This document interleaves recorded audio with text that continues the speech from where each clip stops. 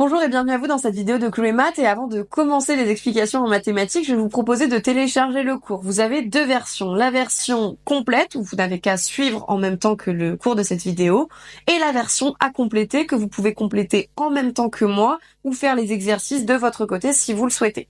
Vous avez également la fiche synthèse qui reprend l'intégralité du cours. Les trois documents PDF sont totalement gratuits et ils sont disponibles dans l'onglet cours de troisième sur le site officiel de Chloé Math. Nous pouvons maintenant passer à la leçon et aux exemples sur le chapitre vitesse, temps et distance. Et le but de ce chapitre va être de réussir à relier ces trois grandeurs à travers une ou plusieurs formules. La première partie de ce chapitre nous dit que en roulant à 100 km/h, on fait 100 km en une heure. Voilà, tout est dit. Néanmoins, on va quand même étudier la formule et par la suite faire quelques exemples. Cette formule nous dit simplement que V fois T égale D. La vitesse fois le temps égale la distance. Il faut évidemment pour cela que les unités soient cohérentes entre elles. Par exemple, votre vitesse estimée en km/h, votre temps en heures et votre distance en kilomètres. Il y a donc trois types de questions qu'on peut se poser pendant ce chapitre avec différents types d'exercices. Quelle est la distance? Quel est le temps? Quelle est la vitesse? Bon, nous avons déjà la formule de la distance avec V fois T égale D. Il y a deux autres formules qu'il ne faut surtout pas apprendre par cœur puisqu'on peut les retrouver grâce à la formule précédente, mais qui vous dit que la vitesse c'est égal la distance divisée par le temps et que le temps c'est égal à la distance divisée par la vitesse. Nous allons maintenant étudier la seconde partie et ensuite nous ferons trois exemples qui regrouperont l'entièreté du chapitre. Vous allez voir, il est assez court. Alors, la seconde partie nous dit que nous avons les kilomètres-heure et les mètres par seconde et on va voir qu'il y a une relation entre ces deux grandeurs. Donc, vous connaissez sûrement la vitesse en kilomètres-heure et vous connaissez probablement aussi la vitesse exprimée en mètres par seconde qui cette fois-ci ne vous dit pas combien de kilomètres vous faites en une heure, mais combien de mètres vous faites en une seconde.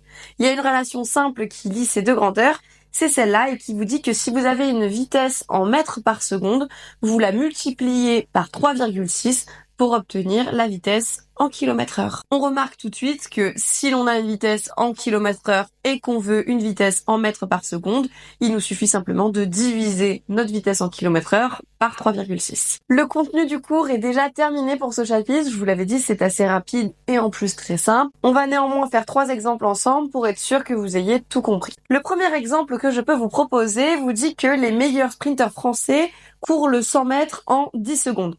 Donnez leur vitesse moyenne sur cette épreuve en mètres par seconde, puis en kilomètres/heure. Bon, on va commencer par trouver la vitesse en mètres par seconde. On vous dit qu'ils font 100 mètres en 10 secondes. On divise nos deux valeurs par 10. On a donc 10 mètres en une seconde. Leur vitesse en mètres par seconde est donc 10 mètres par seconde. On calcule immédiatement la vitesse en kilomètres/heure. On se rappelle de la relation qui vous dit que lorsqu'on a une vitesse en mètres par seconde, pour la passer en km/h, on fait fois 3,6. On a donc 10 mètres par seconde fois 3,6 égale 36 km/h. Leur vitesse en km/h est donc 36 km/h. Passons maintenant à l'exemple 2 qui nous dit que en chute libre, on peut atteindre la vitesse de 195 km/h. Donnez cette vitesse en mètres par seconde. On a donc une vitesse en km/h, on veut une vitesse en mètres par seconde, on va donc diviser notre valeur par 3,6. On a donc 195 divisé par 3,6 égale à peu près 54,167. Donc on peut dire que en chute libre, la vitesse est à peu près égale à 54,167 mètres par seconde. Et on a déjà terminé pour l'exercice 2, on va passer à l'exemple 3. L'exemple 3 est constitué de 3 questions et on va commencer par lire la consigne qui nous dit que la célérité de la lumière est environ de 300 000 km par seconde. La première question est naturellement de convertir cette vitesse en mètres par seconde. Nous savons que 1 km est égal à 1000 mètres. On va donc convertir notre vitesse en kilomètres par seconde en mètres par seconde en multipliant simplement par 1000. Ainsi, la célérité de la lumière en mètres par seconde est égale à 300 000 fois 1000. On a donc 300 millions de mètres par seconde. La deuxième question de cet exercice nous dit qu'une étoile nous fait parvenir sa lumière en 24 minutes. Nous savons que dans 24 minutes, il y a 24 fois 60 secondes, il y a donc 1440 secondes. On sait que la vitesse de la lumière est à peu près égale à 300 000 km par seconde. Il suffit donc de multiplier 300 millions par 1440, ce qui nous donne 432 millions de kilomètres. Grâce au calcul, on sait maintenant que notre étoile se situe à 432 millions de kilomètres de la Terre. Troisième et dernière question de cet exercice et de ce chapitre, on nous dit qu'un escargot se déplace à la vitesse de 0,048 km/h. Combien lui faut-il d'heures pour aller jusqu'à cette étoile? Alors, nous, pour l'escargot, nous savons que la distance est égale à 302 millions de kilomètres et qu'il a une vitesse de 0,048 km/h. On applique donc la première formule qui nous dit que V fois T égale D, que nous, ce que nous cherchons, c'est le temps et non la distance. On a donc T égale D sur V. Il nous suffit maintenant de remplacer et de faire le calcul. On a donc T égale 432 millions sur 0,048, ce qui est égal à 9 milliards. Ici, nous sommes en heures.